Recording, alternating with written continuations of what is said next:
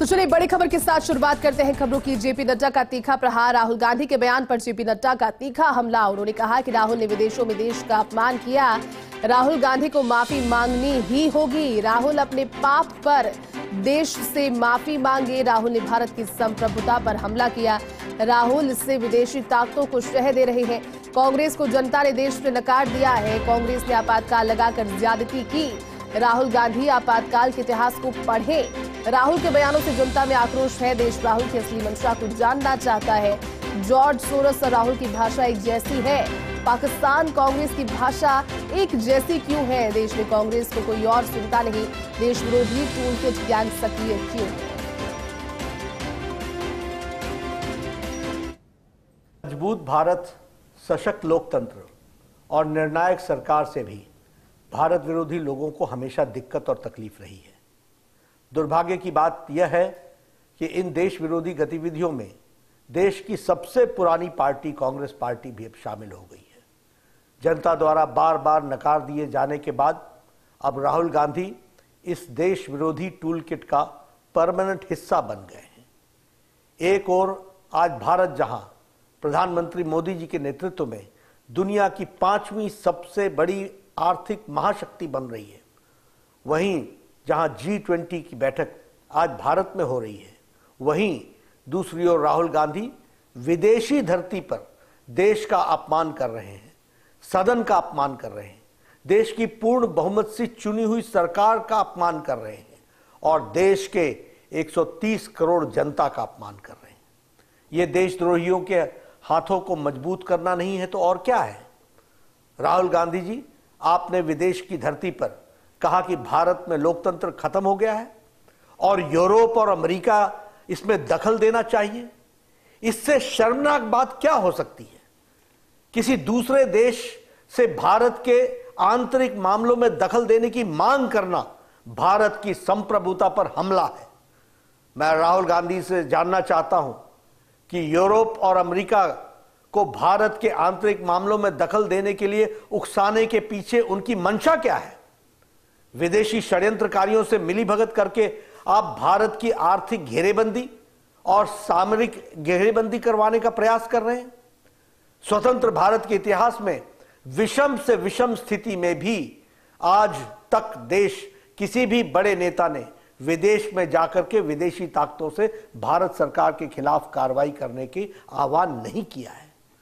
राहुल जी, आपको यह कृत्य स्वतंत्र भारत के इतिहास का सबसे गंभीर मामला है। इससे जनता को भारी आक्रोश है। जनप्रतिनिधियों में भी आक्रोश दिख रहा है। हर राष्ट्रभक्त सांसद इस समय अंदर से आहत है। राहुल गांधी, आपको देश के खिलाफ इस पाप के लिए देश की जनता से माफी मांगनी ही होगी।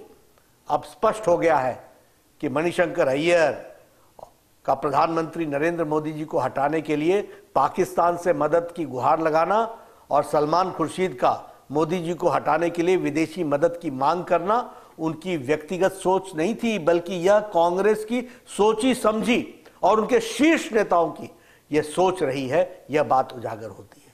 जिस इंग्लैंड ने हमें और हमारे ऊपर वर्षों तक शासन किया, उसी के सरजमीन पर जाकर राहुल गांधी ये कहें स्वयं भारत में विदेशी ताकतों से दखल देने की मांग कर रहे हैं, यह देश का दुर्भाग्य नहीं है तो और क्या है? मुझे संदेह है कि राहुल गांधी भारत के लोकतंत्र की कितनी जानकारी रखते हैं, कितना समझते हैं। अच्छा होता स्वतंत्र भारत के लोकतांत्रिक इतिहास को यदि राहुल गांधी सही तरीके से पढ़ते और उन्हें पता चलता कि लोकतंत्र की हत्या किसने की है और लोकतंत्र की रक्षा किसने की है। राहुल गांधी जी, आप आपातकाल के इतिहास को पढ़िए। आपकी दादी मां ने, उस समय की भारत की प्रधानमंत्री ने, आपकी कांग्रेस पार्टी की सरकार ने इस देश में 19 महीनों तक आपातकाल लगाकर लगभग 1.5 लाख बेगुनाह लोगों को, राजनीतिक कार्यकर्ताओं को, युवाओं को, वृद्ध को, महिलाओं को, सबको अकारण जेल में डाल दिया था और वह भी Misa, maintenance of internal security act के तहत और डिफेंस ऑफ इंडियन रूल के तहत, DIR के तहत। तब बोलने पर प्रतिबंध था, लिखने पर प्रतिबंध था, मीडिया पर प्रतिबंध था, फिल्मों पर प्रतिबंध था, गायकों पर प्रतिबंध था। न जाने किन गुनाहों के लिए किस किस पर प्रतिबंध लगाए गए थे। राहुल गांधी जी, आपकी पार्टी ने तो देश को सभी संवैधानिक व्यवस्थाओं को ध्वस्त किया है, न्यायपालिका को भी कमजोर करने में कोई कसर नहीं छोड़ी थी। आपकी सरकारों ने लगभग 90 बार राष्ट्रपति शासन लगाकर चुनी हुई लोकतांत्रिक सरकारों को बेवजह बर्खास्त किया है। यह होती है लोकतंत्र की हत्या। राहुल जी, आपकी पार्टी के द्वारा जिस ढंग से आपातकाल को लगाकर देश के संविधान को समाप्त करने का प्रयास किया गया, उसका प्रतिकार इसी देश की जनता ने किया था। आपके शासन को उखाड़ फेंका था, किसी विदेशी ताकत ने नहीं। राहुल गांधी जी, आप विदेशी धरती पर भारत को बदनाम कर रहे हैं, जबकि आज दुनिया में भारत को सलाम कर रही है दुनिया।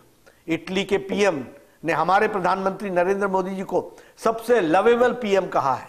वर्ल्ड बैंक से लेकर आईएमएफ तक ने भारत के विकास गाथा की सराहना की है।